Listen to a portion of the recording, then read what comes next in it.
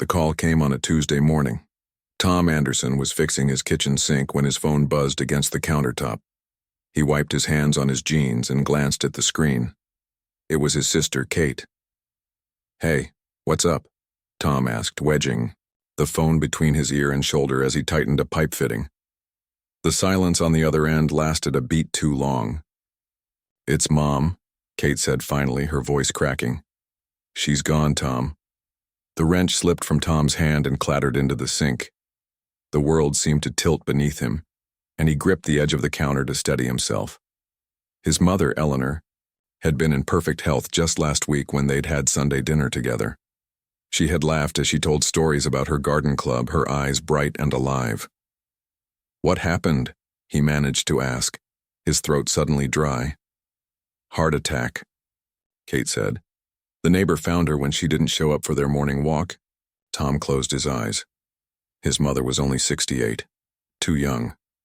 Far too young. The next few days passed in a blur. Tom and his sister made arrangements, chose a casket, and picked out flowers. They argued gently about whether their mother would have preferred lilies or roses, settling finally on a mix of both. Kate contacted relatives while Tom handled the paperwork. They moved through these tasks like sleepwalkers, going through the motions while the reality of their loss hovered just out of reach. On Thursday afternoon, they met with Mr. Peterson, their mother's lawyer. He was a thin man with wire-rimmed glasses who had handled the Anderson family's legal matters for decades. His office smelled of old books and coffee. "Your mother was very organized," Mr. Peterson said, sliding a folder across his desk. "She updated her will just 6 months ago." Tom nodded. That sounded like his mother. Eleanor Anderson had color-coded her spice rack and kept receipts filed by date and store. Of course she would have her affairs in order. Mr. Peterson cleared his throat. "There's something unusual I need to discuss with you both." Kate looked up sharply. "Unusual how?" The lawyer adjusted his glasses. "Your mother left very specific instructions about her burial. She requested to be buried with a small wooden box. She was quite adamant about it." "A box?" Tom frowned. "What's in it?" "That's the thing," Mr. Peterson said, looking uncomfortable. "She specifically stated that the contents of the box were not to be disclosed to anyone, not even to you two." Kate and Tom exchanged glances. Their mother had never been one for secrets. "Is that even legal?" Tom asked. "Perfectly legal," Mr. Peterson assured them. "The box has been sealed according to her instructions. It's been in our office safe since she dropped it off 6 months ago." Tom felt a prickle of unease. "Did she say why?" "No," the lawyer said. "She only said it was very important to her that it remain with her, unopened." The funeral was held on Saturday at the small Methodist church where Eleanor had volunteered for the past 20 years. The wooden pews were filled with friends, neighbors, and relatives. Tom was surprised by how many people came to pay their respects. His mother had touched more lives than he realized. Tom sat in the front row, Kate beside him, as people stood one by one to share memories of Eleanor Anderson. His high school English teacher talked about how Eleanor had organized a book drive for underprivileged schools. A neighbor described how she had cooked meals for weeks after his wife had surgery. The stories blended together, painting a picture of a woman who had spent her life taking care of others. When it was Tom's turn to speak, he stood on shaky legs and walked to the podium. The faces looking back at him were kind, sympathetic, waiting. He had prepared notes, but as he looked down at the paper, the words swam before his eyes. "My mom taught me how to tie my shoes," he said instead, his voice rough with emotion. "She taught me how to make pancakes on Sunday mornings. She taught me that you always return things you borrow in better condition than you received them." He paused, swallowing hard. "But the most important thing she taught me was how to show up for people. Mom always showed up. For family, for friends, for strangers who needed help. She was there." The reception afterward was held in the church basement. People hugged Tom and Kate, pressed casseroles into their hands, and told more stories about their mother. Tom nodded and thanked them, but he couldn't shake the nagging thought about the mysterious box. As the crowd thinned, he pulled Kate aside. Doesn't it seem weird to you? This secret box thing? Kate sighed, tucking a strand of hair behind her ear. Mom was entitled to her privacy, Tom. But we were close, Tom insisted. She told us everything. Obviously not everything, Kate said gently. Later that day, as they prepared for the burial service, Tom found himself alone with the casket for a moment.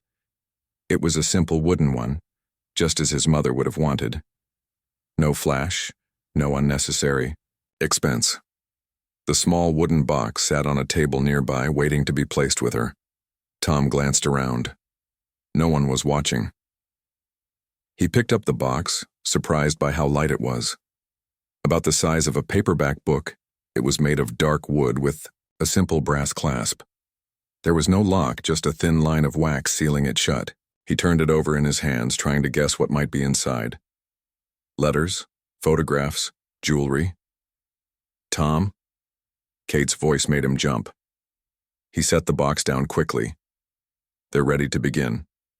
The burial was small, just close family and a few of Eleanor's oldest friends. The minister said a few words as the casket was lowered into the ground. Tom watched as the small wooden box was carefully placed inside with his mother, and he felt a strange twist in his gut. It felt wrong somehow, burying a secret. That night, back at his mother's house, Tom couldn't sleep. He wandered through the rooms, touching her things. The cross-stitched pillows she had made, the collection of bird figurines on the shelf, the refrigerator still covered with photos and recipe cards in her neat handwriting. He found himself in her home office, staring at the desk where she had paid bills and written letters. On impulse, he began opening drawers. He wasn't sure what he was looking for, some clue perhaps about the mysterious box. In the bottom drawer, beneath a stack of old birthday cards, he found a journal. His mother had never mentioned keeping a journal. Tom hesitated, then opened it. Most entries were ordinary, notes about garden club meetings, recipes she wanted to try, reflections on books she had read. But as he flipped through the pages, one entry caught his eye. Spoke with P today about arrangements, she had written. He doesn't understand why the box matters so much, but he's agreed to handle it. Some things are better left buried, but others need to come to light at the right time. I just hope I'm making the right choice. The entry was dated exactly 6 months ago, the same time she had updated her will. Tom closed the journal, his mind racing. What could be so important that his mother had been this secretive? Eleanor Anderson had been the most straightforward person he knew. She didn't play games or keep secrets, except apparently she had. Over the next few days, as relatives went, home and life began its awkward return to normal. Tom couldn't stop thinking about the box. He mentioned it to Kate again, but she brushed off his concerns. Let it go, Tom, she said. Mom wanted it this way. But he couldn't let it go. The more he thought about it, the more it bothered him. His mother's journal entry suggested something important, something that needed to come to light at the right time. What if that time was now? 3 weeks after the funeral, as Tom was cleaning out his mother's closet, the doorbell rang. He wasn't expecting anyone. When he opened the door, he found a woman he didn't recognize standing on the porch. She was in her 60s with silver hair pulled back in a neat bun, and the practiced smile of someone who had spent years in a service profession. Can I help you? Tom asked. You're Eleanor's son, the woman said. It wasn't a question. Tom nodded. My name is Nancy Winters. I was your mother's home nurse during her last few months. Tom frowned. My mother didn't have a nurse. Nancy's smile faltered. She didn't tell you? Tell me what? The woman hesitated. May I come in? There's something I think you should know. As Tom stepped back to let her in, a chill ran down his spine. Whatever was in that box, he had a feeling he was about to get closer to the truth. Tom led Nancy into his mother's living room, where nothing had been moved since Eleanor's death. Family photos still lined the mantel. Her reading glasses still sat on the side table next to her favorite armchair, a bookmark peeking out from the mystery novel she would never finish. Please sit down, Tom said, gesturing to the couch. His mind was racing. A nurse? His mother had needed a nurse? Nancy, perched on the edge of the sofa, her hands folded neatly in her lap. Your mother was a very private person, she began. Not with us, Tom said automatically, though the wooden box had already proven that wrong. She would have told us if she was sick. Nancy's eyes softened with something like pity. She didn't want to worry you or your sister. The heart problems started about 4 months ago. Nothing too serious at first, some irregular heartbeats, shortness of breath. But she knew something wasn't right. Tom sank into his mother's armchair, the familiar scent of her lavender perfume still clinging to the fabric. She went to the doctor alone? Nancy nodded. She made me promise not to tell you. I came 3 times a week to check on her, make sure she was taking her medication, that sort of thing. She hesitated. I shouldn't be here now, really, but there was something about the way she was acting in those last weeks. What do you mean? Tom leaned forward. She seemed anxious. Not about her health. She'd made peace with that. It was something else. Nancy twisted the strap of her purse. She kept saying that the truth needs to come out, but when I asked what truth, she would change the subject. Tom's stomach tightened. Did she mention a box? A wooden box? Nancy's eyes widened slightly. Yes, she had it with her during our last few sessions. She would hold it while we talked, like she was protecting it. She paused. How did you know about the box? She had it buried with her, Tom said quietly. She left instructions with her lawyer. No one was supposed to know what was inside. Nancy frowned. That doesn't make sense. Why would she say the truth needs to come out and then take it to her grave? Tom had been wondering the same thing. Did she tell you anything else? Anything at all? Nancy thought for a moment. There was one odd thing. The last time I saw her, the day before she died, she gave me this. She reached into her purse and pulled out a small envelope. She said if anything happened to her, I should wait 3 weeks and then give this to you. Not before. Tom stared at the envelope. His name was written on the front in his mother's handwriting. Yesterday marked 3 weeks, Nancy said softly. With slightly shaking hands, Tom took the envelope and tore it open. Inside was a single sheet of paper. He unfolded it and read.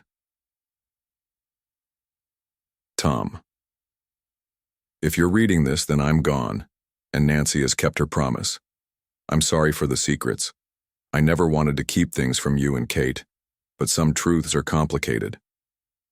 The box holds answers to questions you've never thought to ask. I wanted to tell you myself, but I couldn't find the courage. Even writing this letter, I'm not sure what's right. I've spent my life protecting you both, maybe too much, but you deserve to know who you are and where you come from. The choice is yours now. Let it rest or bring it to light. I will love you always. Tom read the letter twice more, trying to make sense of it. What questions had he never thought to ask? Who he was, where he came from? None of it made sense. He looked up at Nancy. Did she explain any of this to you? Nancy shook her head. She was very careful about what she shared, but she hesitated. The few times she did mention the box, she seemed torn. 1 minute she'd say she needed to tell you both the truth. The next she'd say some secrets should stay buried. Tom folded the letter carefully and put it back in the envelope. Thank you for bringing this to me, and for looking after her. After Nancy left, Tom called Kate. His sister arrived an hour later, her face tight with worry. What's going on? She asked as soon as she walked in. You sounded strange on the phone. Tom handed her the letter. He watched her face as she read it, saw the same confusion he had felt. I don't understand, Kate said, looking up. What is she talking about? What questions haven't we asked? I don't know, Tom said. But the nurse Nancy said Mom kept talking about how the truth needs to come out in her final weeks. She was obsessed with that box. Kate sank onto the couch. So what are you saying? You think we should have opened it before the burial? I think we still could, Tom said quietly. Kate stared at him. You can't be serious. Mom's letter says the choice is ours now. Let it rest, or bring it to light. She's talking metaphorically, Kate insisted. She doesn't literally mean we should dig up her grave. Then what does she mean? Tom asked. What truth hasn't come out? What don't we know about who we are or where we come from? Kate shook her head. I don't know, Tom. But whatever it is, she clearly had mixed feelings about telling us. Maybe she decided in the end that we're better off not knowing. Or maybe she wanted us to decide for ourselves, Tom countered. Maybe burying the box was her way of giving us a choice. They argued in circles for hours. Kate thought they should respect their mother's original decision to bury the box. Tom couldn't shake the feeling that there was more to the story, that his mother had left them a puzzle to solve.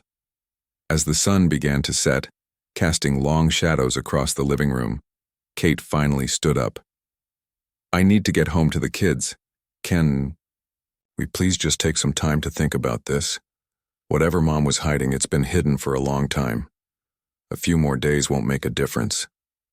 Tom agreed, but after Kate left, he couldn't stop thinking about the box. What could possibly be inside that was so important, so secret, that his mother had both wanted to reveal it and keep it hidden? He went back to her journal, reading every entry from the past year, looking for clues. Most entries were mundane.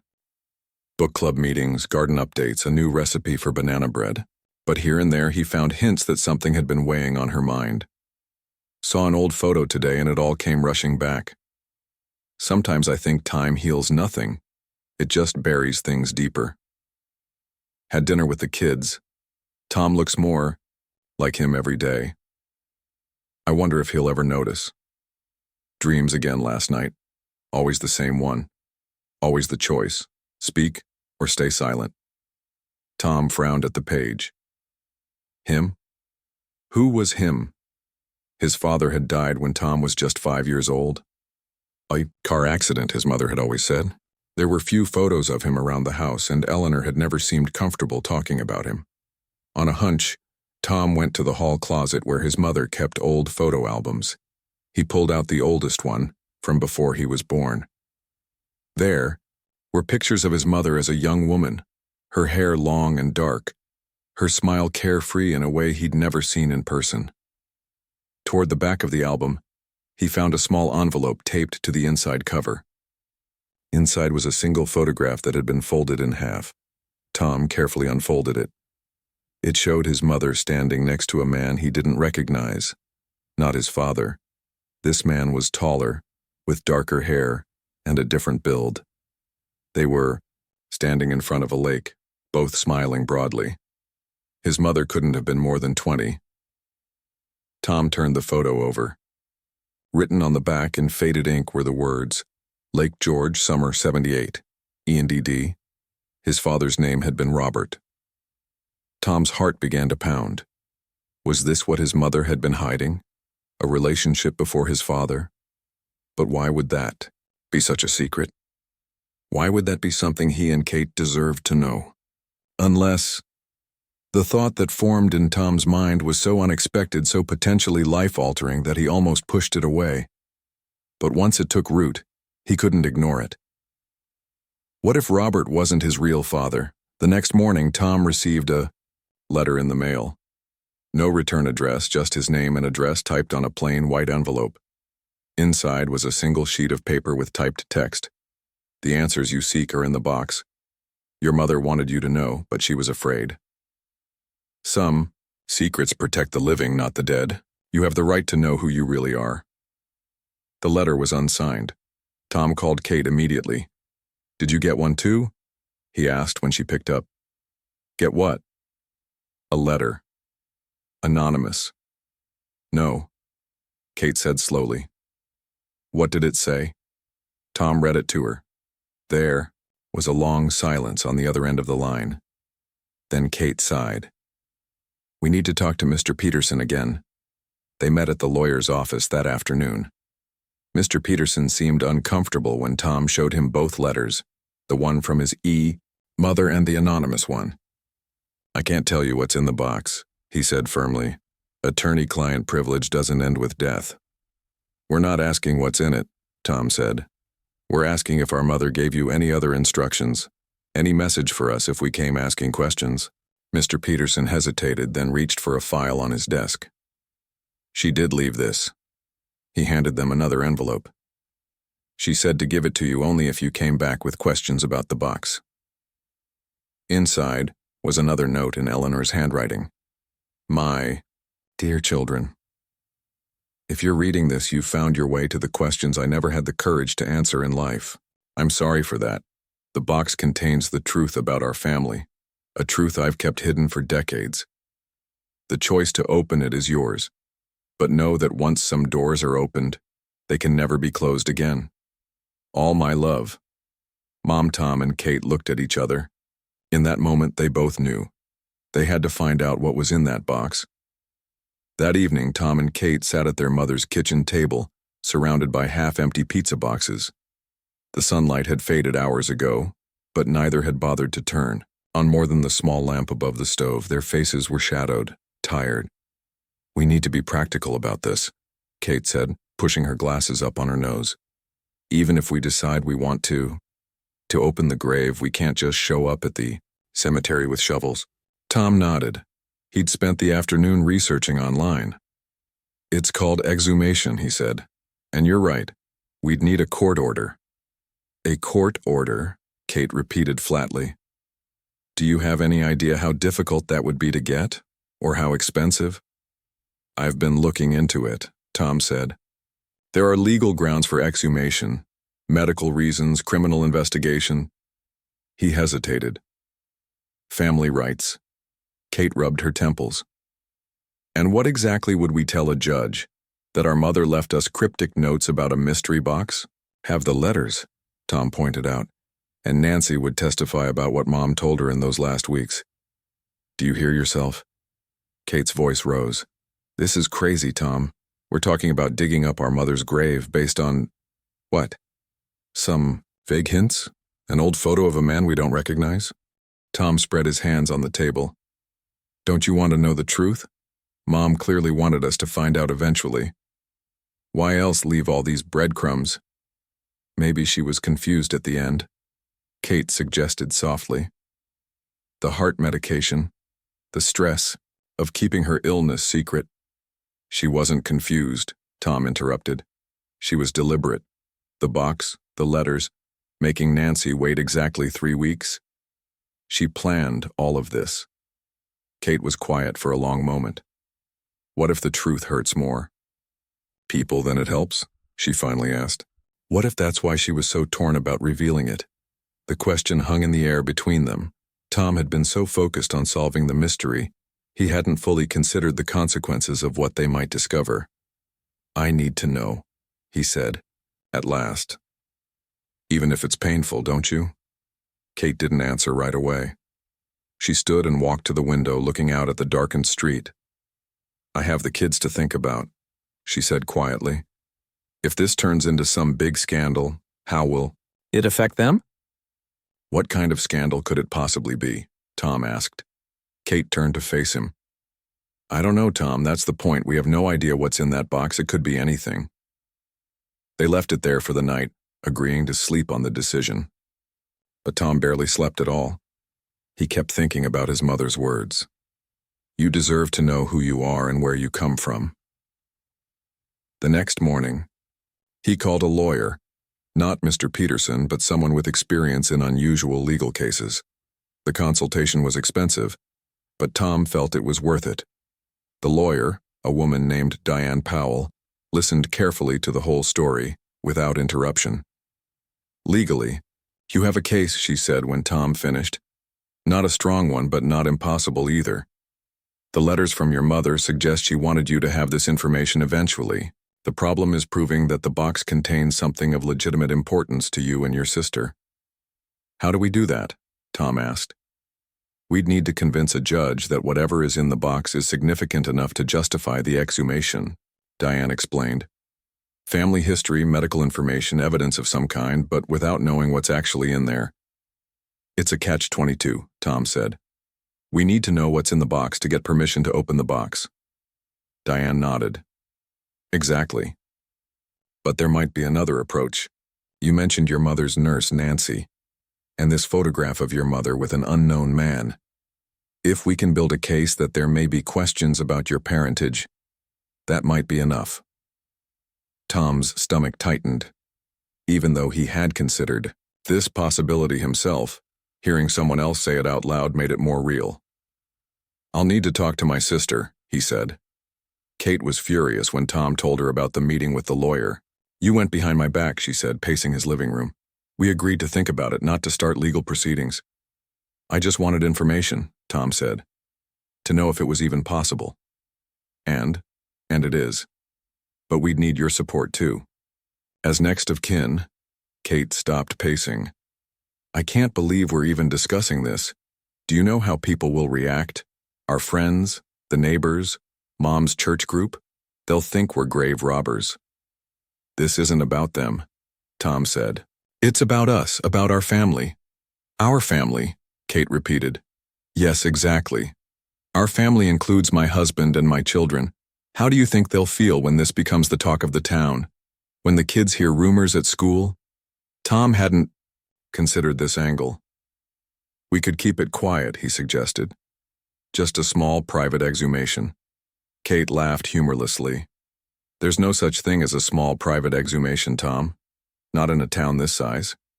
She was right, of course. News would spread. People would talk. But Tom couldn't let go of the need to know what his mother had hidden from them. I'm going ahead with this, he said quietly. With or without your support. Kate stared at him, her expression a mix of anger and disbelief. You'd do that? Go against my wishes? I don't want to, Tom said. But yes, I need to know the truth. For the next week, they barely spoke. Tom moved forward with the legal preparations, gathering the letters, the journal entries, the photograph. Diane advised him that a petition from both children would be stronger, but she agreed to file with just Tom as the petitioner if necessary. Then, just as Tom was about to sign the final paperwork, Kate called. I've been thinking, she said without preamble, and I've decided to support the petition. Tom was so surprised he couldn't speak for a moment. What changed your mind? He finally asked. Kate sighed. I found something else. In Mom's desk at the old house, a medical form from years ago before either of us was born. It lists her blood type as O negative. Okay, Tom said, not understanding the significance. Dad's blood type was AB positive, Kate continued.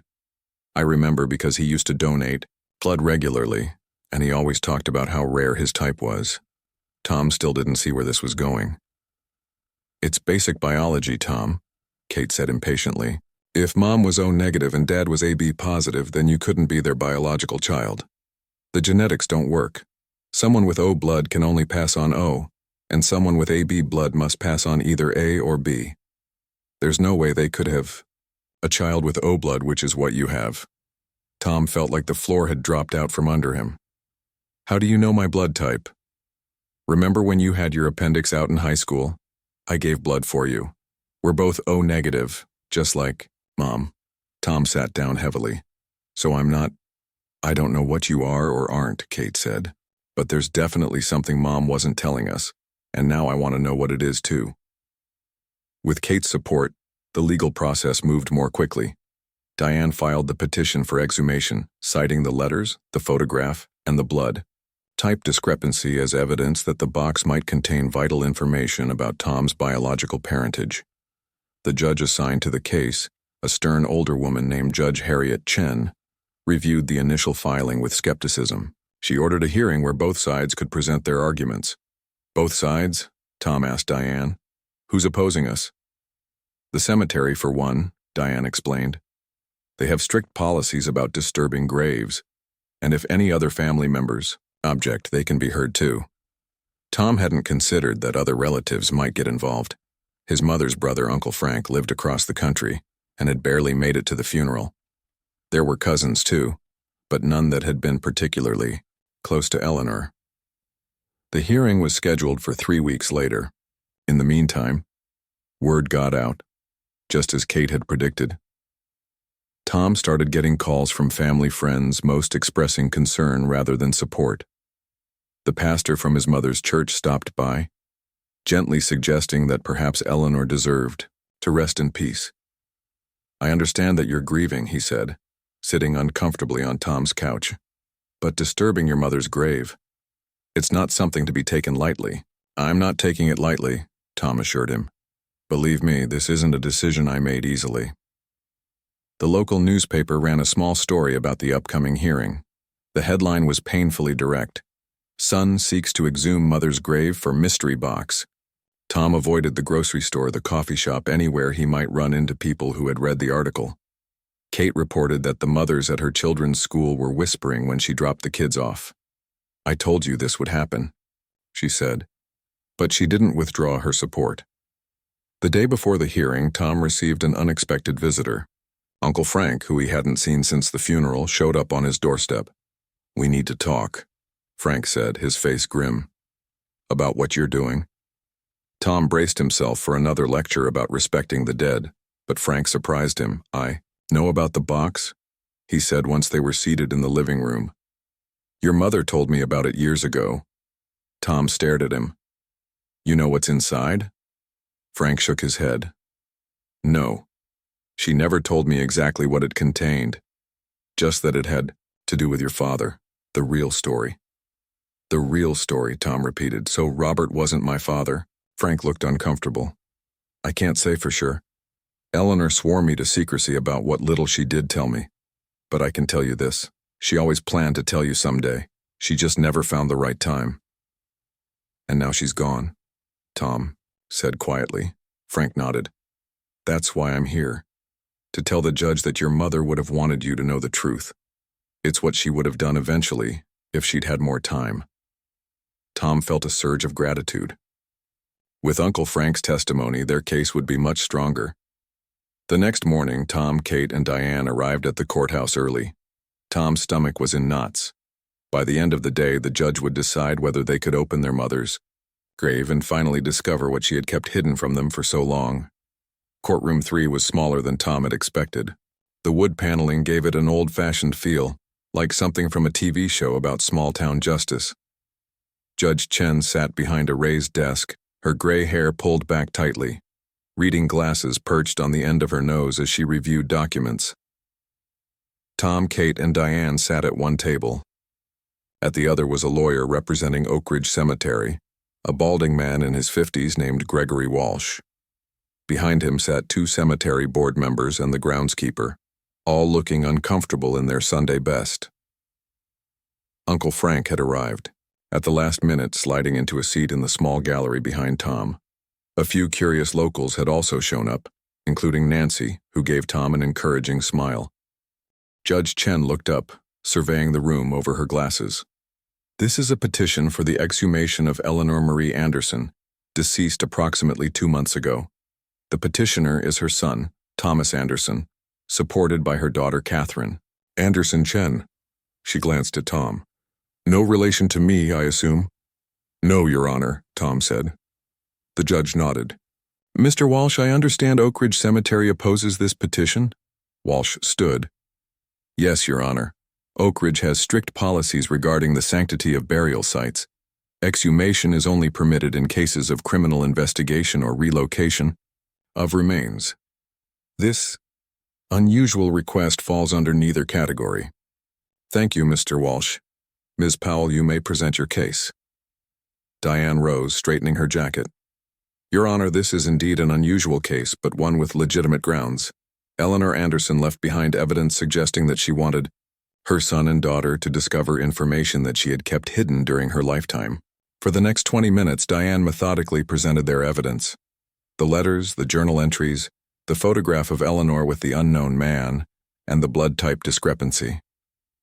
Tom watched Judge Chen's face carefully, trying to gauge her reaction, but her expression remained neutral.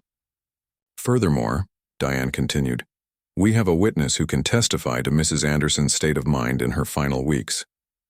Nancy took the stand, nervously smoothing her skirt as she sat down. She described Eleanor's anxiety about the truth coming, out in her preoccupation with the wooden box. She seemed torn, Nancy said. One day she would say her children deserved to know. The next day she would worry about how it might hurt them. Walsh cross-examined Nancy briefly, suggesting that Eleanor might have been confused due to her medication, or that Nancy might have misinterpreted her comments. Nancy held firm.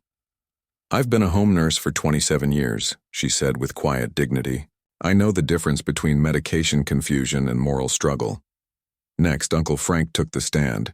He described his conversation with Eleanor years earlier.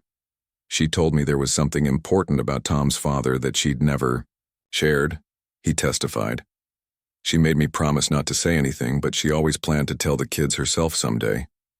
Walsh questioned Frank's memory of a conversation from years ago, but Frank wasn't rattled. "Some conversations you don't forget," he said simply. When both sides had presented their cases, Judge Chen removed her glasses and looked directly at Tom. "Mr. Anderson, I'd like to hear from you personally. Why is this so important to you?" Tom hadn't expected to speak. He stood, his mouth suddenly dry. "My mother and I were close," he began. "At least I thought we were. Finding out she kept something this big from me, it's made me question everything I thought I knew about my family, about myself." He paused, gathering his thoughts. "The blood type evidence suggests that the man who raised me might not have been my biological father. If that's true, I have a right to know who I really am." Judge Chen nodded thoughtfully. "And you, Ms. Anderson Chen? You support your brother's petition?" Kate stood.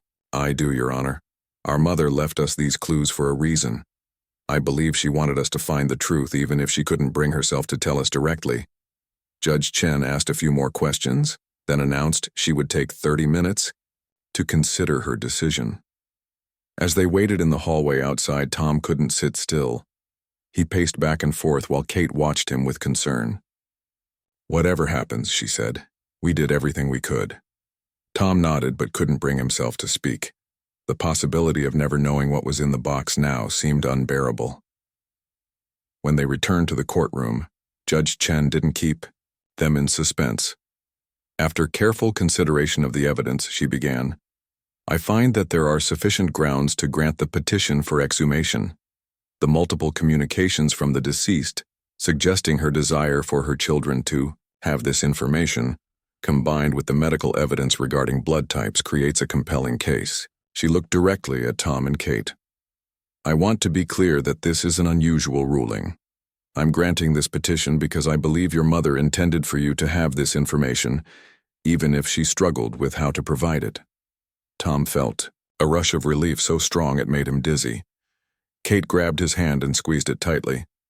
"The exhumation will be conducted in a respectful manner," Judge Chen continued, "with only necessary personnel present.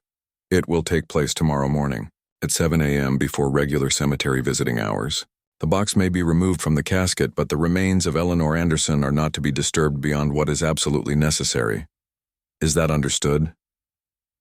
"Yes, Your Honor," Tom and Kate said in unison. That night, Tom barely slept. He kept thinking about what they might find in the morning. Letters, documents, photographs. Whatever it was, it had been important enough for his mother to keep secret for decades. He picked Kate up before dawn.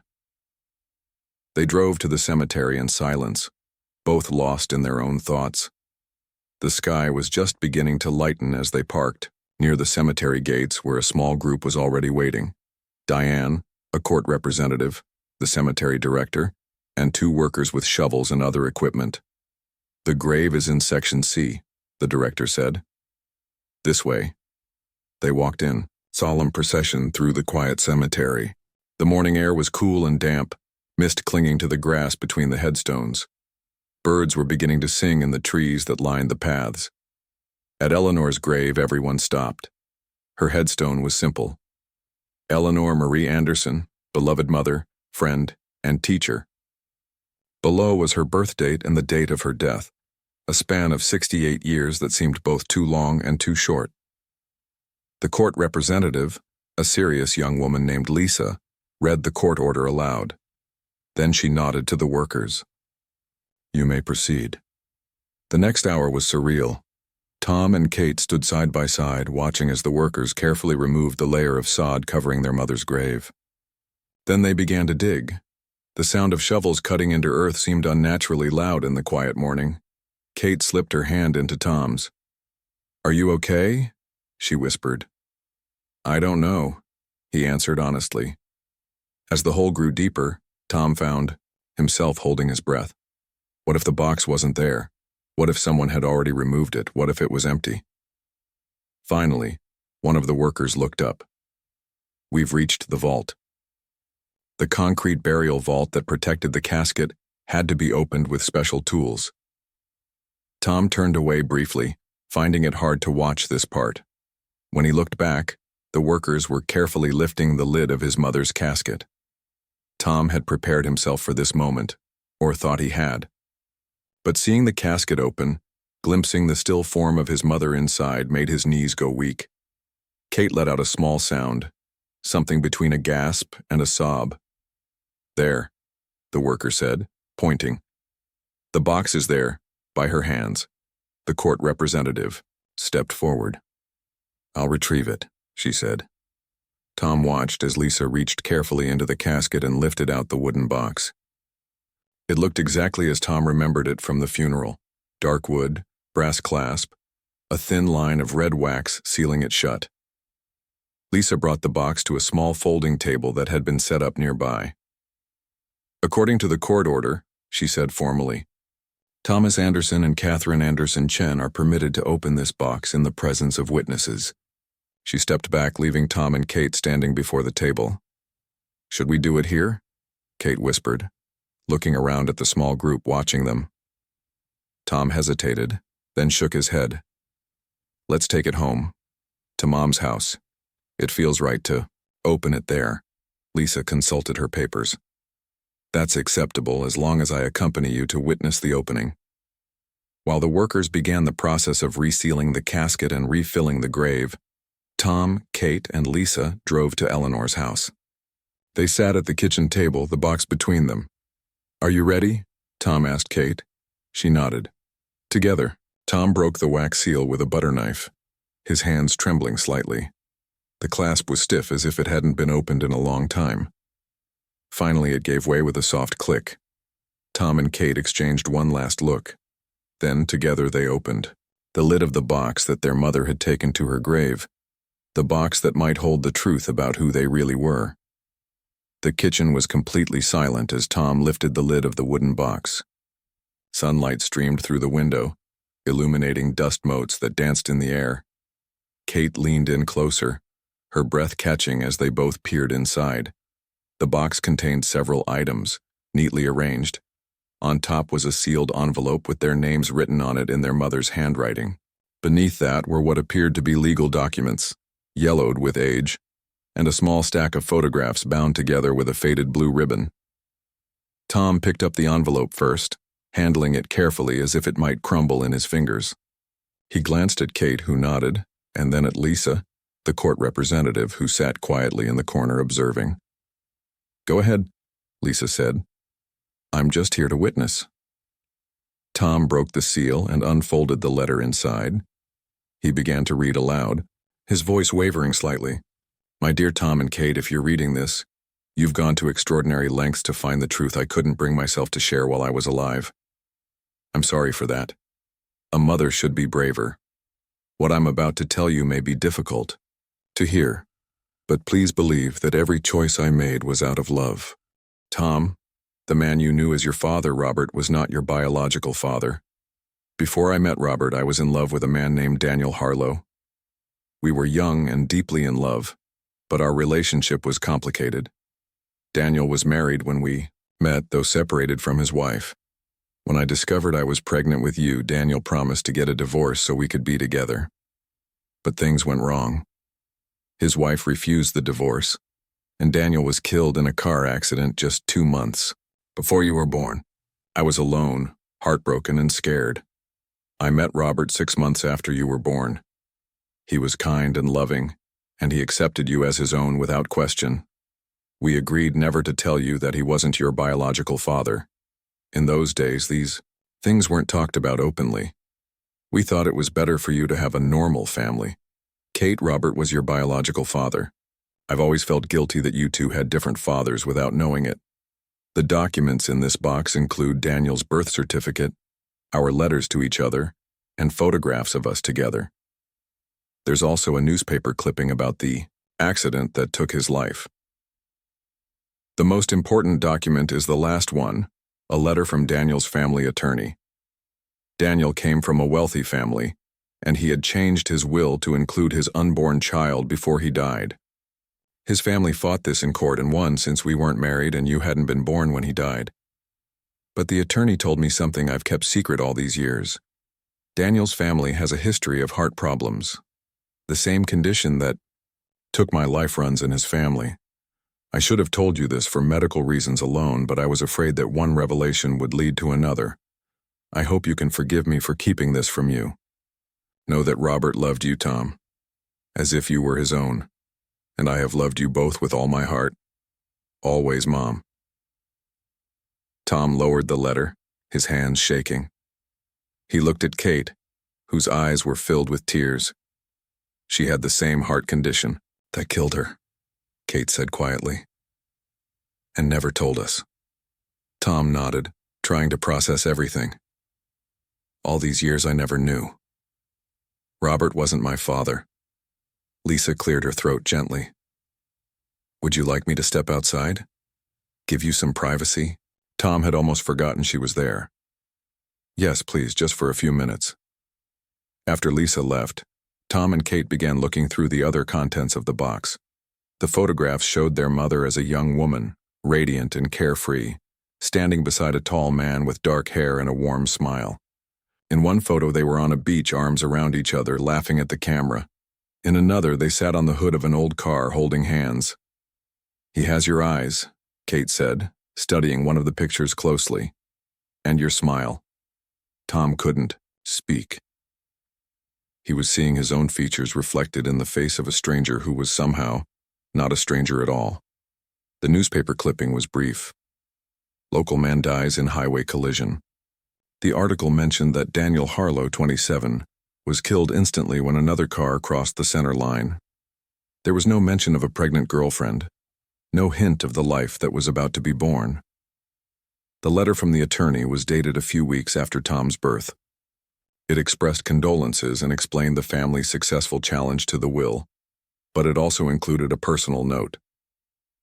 Off the record, Mrs. Harlow has expressed interest in meeting her grandson someday. If you ever change your mind, please, contact me.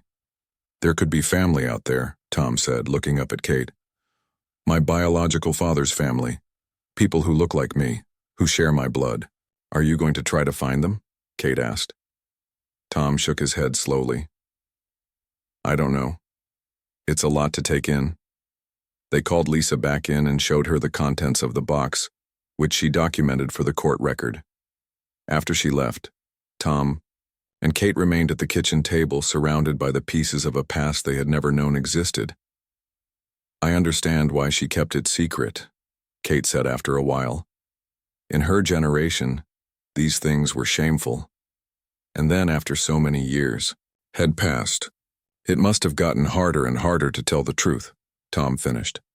They spent the rest of the day going through the box, reading old love letters between their mother and Daniel, studying photographs for resemblances, and talking about what it all meant.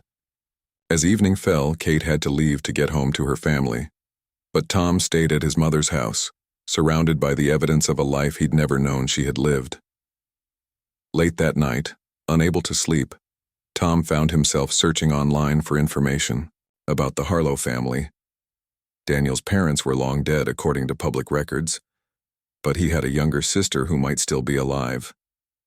Tom hesitated, his finger hovering over the search button. Was he ready to reach out to these strangers who were by blood his family? The next morning, Tom called Kate. I think I've found Daniel's sister, he said without preamble. My aunt, I guess. Her name is Patricia Harlow Cooper. She lives about 3 hours from here. Are you going to contact her? Kate asked. Tom took a deep breath. I thought we could go together if you want to. There was a pause on the other end of the line. Are you sure? This is your biological family, not mine. You're my sister, Tom said firmly. That hasn't changed. 3 days later, they pulled into the driveway of a modest blue house with a well-tended garden. Tom's hands were sweating as he knocked on the door. What if she didn't believe him? What if she didn't want to know about her brother's child? The door opened, revealing a slender woman in her 60s with silver-streaked dark hair and familiar eyes, the same shape and color as Tom's own. "Mrs. Cooper?" Tom asked. "Patricia Cooper?" She nodded, looking confused. "Yes? Can I help you?" "My name is Tom Anderson. This is my sister Kate." He swallowed hard. I believe your brother Daniel was my biological father." Patricia's hand flew to her mouth. She stared at Tom's face for a long moment, then tears filled her eyes. "Oh my God," she whispered. "You look just like him." She invited them in, her hands shaking as she made tea. She couldn't stop looking at Tom, touching his arm occasionally as if to make sure he was real. "We always wondered," she said. "Danny told us about his girlfriend Eleanor, that she was pregnant. After he died, we tried to find her, but she'd moved away. My mother hired a private investigator, but he couldn't locate her." She shook her head. "Mom always believed she had a grandchild out there somewhere. She never gave up hope of finding you." "I'm sorry we didn't find you sooner," Tom said. Patricia smiled through her tears. "You're here now. That's what matters." She disappeared into another room and returned with a photo album. "This is Daniel, your father, and these are your grandparents." She turned the pages slowly, introducing Tom to the family he had never known. "You have cousins, too. My children. They look like you." As the afternoon went on, Patricia shared stories about Daniel, his love of music, his quick laugh, his dreams of becoming an architect. Tom soaked it all in, feeling as if a missing piece of himself was finally falling into place. "There's something else you should know," Patricia said eventually, her expression growing serious. "The heart condition in our family. Daniel didn't die from the car accident alone. He had a heart attack while driving. That's what caused him to crash. It runs in the family. My father died of it, and my son has to see a cardiologist regularly." She looked at Tom intently. "You should get checked. Make sure you're okay." Tom nodded, thinking of his mother's letter. She knew. That's one of the reasons she finally wanted me to know the truth. "Smart woman," Patricia said softly. "I wish I could have known her." Before they left, Patricia hugged Tom tightly. "Please stay in touch," she said. "We've missed so many years already." On the, drive home, Tom was quiet, processing everything. Kate glanced at him occasionally, concerned. "You okay?" she asked finally. Tom nodded slowly. "Yeah, I think I am. It's strange. I feel like I've both lost and found something at the same time." "Mom would be glad you know the truth now," Kate said, "even if she couldn't tell you herself." Tom thought about the wooden box, the secrets it had held for so many years.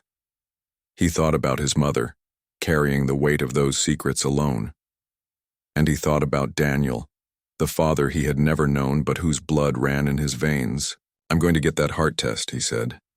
"And then I think I'll invite Patricia and her family over. I want you and your kids to meet them." Kate smiled. "I'd like that."